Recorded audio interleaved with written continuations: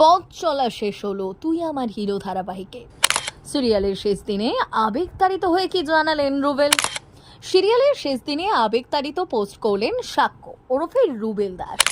ধারাবাহিকের সেট থেকে বেশ কয়েকটি ছবি পোস্ট করে তিনি লেখেন, অবশেষে সাক্ষ্যজিৎ চট্টোপাধ্যায়ের যাত্রার অবসান হলো আজ।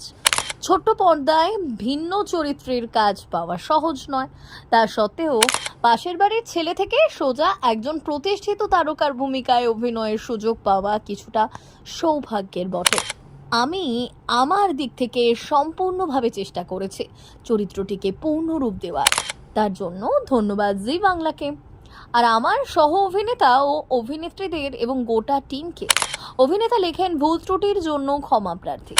যারা পাশে ছিলেন তাদের আন্তরিক শ্রদ্ধা এবং ভালোবাসা, যারা ছিলেন না আগামী দিনের তাদেরও মন জয় করার চেষ্টা করব।